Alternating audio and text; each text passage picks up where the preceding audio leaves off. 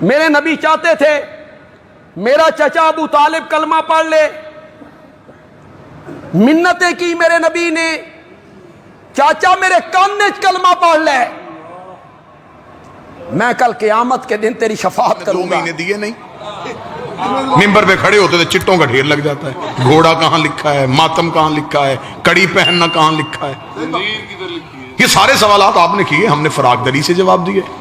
اب ربیع الاول میں آپ تھوڑی محنت فرمائیے گا، زحمت کیجئے گا۔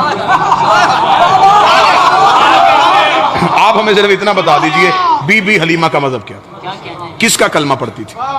اگر آپ کہیں گے نبی کا، تو آپ نے تو خود ہی کہا ہے کہ نبی تو 40 سال تک نبی نہیں تھا۔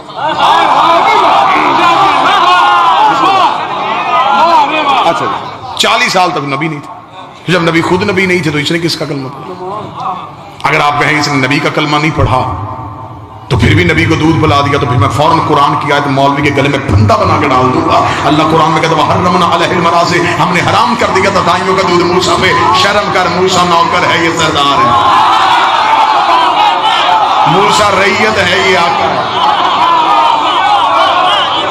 حضرت موسیٰ نے تو کسی دائی کا دودھ نہیں پیا۔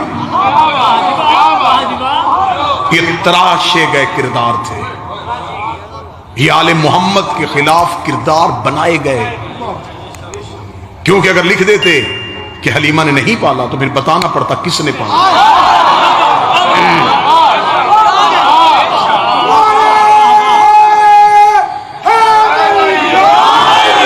وہ ابو طالب بارے میں نہیں تھا، اس ابو طالب کا نام مورخ لکھنا نہیں چاہتا تھا۔ بادشاہ نے درہم و دینار کے منہ کھول دیے، اس نے نام کردار تراش دیے۔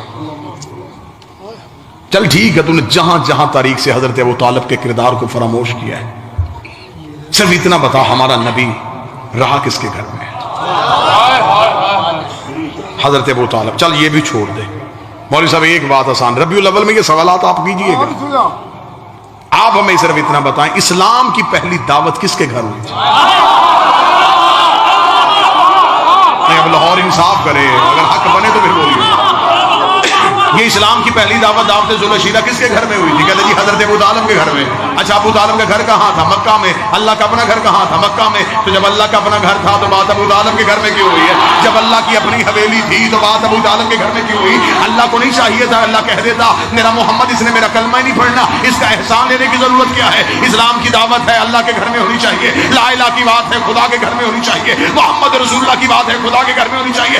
بات لا الہ کی تھی وہ ابو طالب کے گھر رہی ہے، بات محمد رسول اللہ کی تھی وہ ابو طالب کے گھر رہی ہے۔ جب ہم نے علماء سے پوچھا مجبوری کیا تھی، اس نے کہا مجبوری یہ تھی تب کعبہ میں بت پڑے تھے، کعبہ میں بت پڑے تھے، کعبہ میں بت پڑے، ڈوب کے مر جا۔ رحمان کے گھر بت تھے، عمران کے گھر بت ہے۔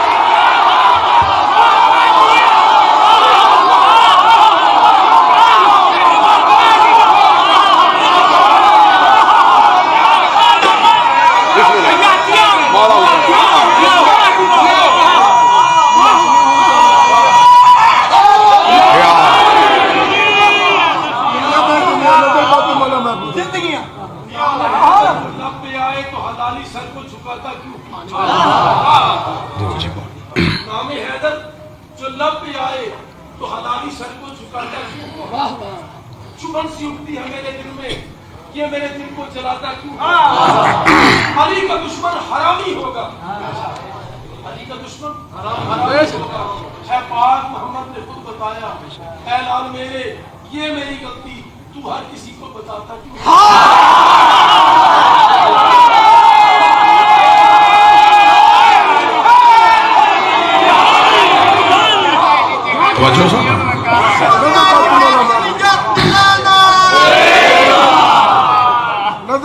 بتانا پڑے گا کہ پھر ابو طالب نے پالا۔ بس ایک تاریخ کا واقعہ پڑھوں اور آپ کو سلام۔ مالک حسین عزت دے، یہ اہل سنت کتابوں سے میں یہ حوالہ دینے کے لیے تیار ہوں۔ مکہ میں قحط پڑ گیا، رسالت ماب کا بچپن تھا، مکہ میں بارش نہیں ہو رہی تھی، مکے والے پریشان ہو گئے۔ انہوں نے کہا ایسے کریں کہ جب بارش نہیں ہو رہی تو ایک دن ایسا منتخب کریں جب ہر قبیلہ اپنا بت لے کے آئے، اس کی گونج بند کر دیں، ہر قبیلہ اپنا اپنا بت لے کے آئے اور لا کے ایک مکے کے کھلے میدان میں اپنے اپنے بتوں کو رکھیں ان کے سامنے بیٹھ کے ان بتوں سے دعا کریں کہ بارش نازل کریں. اور جس قبیلے کے بت کے آگے گڑ گڑانے سے بارش ہو گئی، آج کے بعد پورا مکہ اجتماعی طور پہ اس بت کو سجدہ کرے. یہ اکیلا فیصلہ نہیں تھا، یہ مکہ فیصلہ. مکہ برادریوں کا شہر نہیں تھا، قبیلوں کا شہر تھا. ہر ایک نے اپنے اپنے قبیلے کے بت اٹھائے. انہوں نے کہا کہ ہاشمیوں کو بھی جا کے اطلاع دو.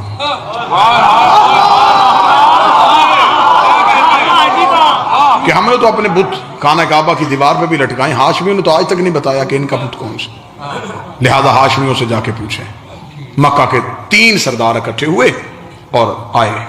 انہوں نے جا کے حضرت ابو طالب کے دروازے پہ دستک دی. اندر سے علی کا باپ. انہوں نے کہا ابو طالب، ساری زندگی نہ ہمیں ہاشم نے بتایا کہ ان کا خدا کون سا ہے، نہ عبد المطلب نے بتایا کہ وہ کس خدا کو سجدہ کرتا ہے، نہ ہی تو نے بتایا کہ تو کس خدا کو جھکتا ہے. کل ہم نے مکہ میں تمام قبائل نے اپنے اپنے بت لے کے آنے. اگر تمہارا بھی کوئی خدا ہے تو لے کے آؤ، اگر نہیں تو پھر کل مکہ اجتماعی طور پہ فیصلہ کرے گا کہ ہاشمی کسی اللہ کو نہیں مانتے. حضرت ابو طالب نے مسکرا کے فرمایا کہ کل ہم بھی آئیں گے.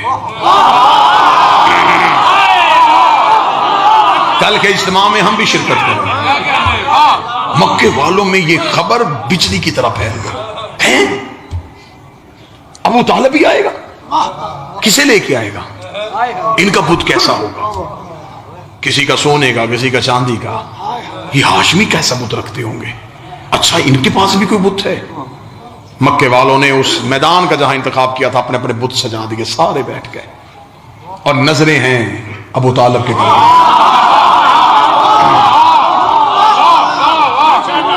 انتظار ہو رہا تھا. مکہ انتظار میں تھا کہ اب دیکھیں ابو طالب کیا کرتے ہیں. تھوڑی دیر بعد ابو طالب کے گھر کا دروازہ کھلا. کل ایمان کے باپ کا پہلا قدم مکے کے بازار.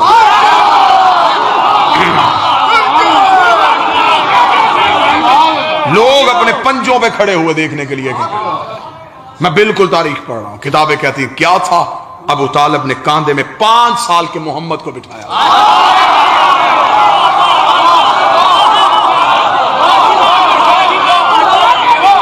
رسالت مآب کے دونوں ہاتھ اپنے ہاتھوں میں لیے ہوئے.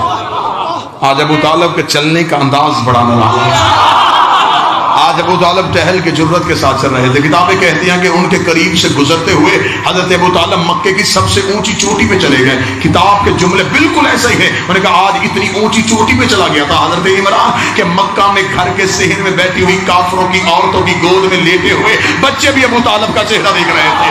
آج پورا مکہ ابو طالب کا چہرہ دیکھ رہا تھا.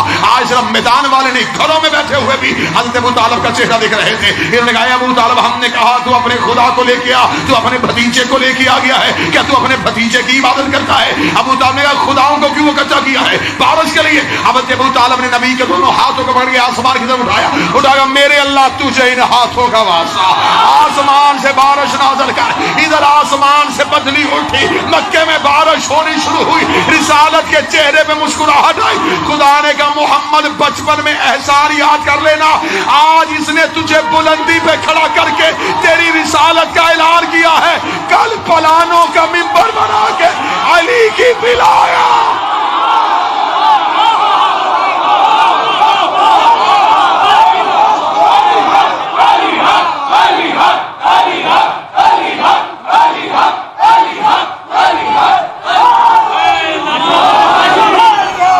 اس نے بتا دیا ہے محمد اللہ کا رسول ہے. تو نے بتانا ہے کہ علی اس نے تیری رسالت کا ہے. تو نے اس کے بیٹے کی امامت اور ولایت کا اعلان کیا. یہ جو امیر المومنین کعبہ میں آئے تھے یہ بھی قرض کا بدلہ تھا. کر سناؤں؟ خدا نے کہا ابو طالب میرا نبی تیرے گھر میں آیا. بابا دعا کرنا. تیرا علی میرے گھر میں.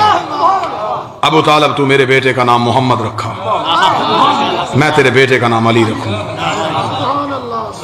لیکن ابو طالب اگر احسان کا بدلہ احسان کی صورت میں دیتا رہا، کل کو دنیا کہے گی اللہ ہو کے بندے سے مقابلہ کرتا رہا. ایک احسان میں بڑھانے لگا ہوں. ابو طالب نے کہا وہ کیسے بڑھائے گا؟ خدا نے کہا تو میرے محمد کا نکاح فرش پہ پڑھا، میں تیرے علی کا نکاح. بولو جو ہاتھ اٹھا سکتے ہو.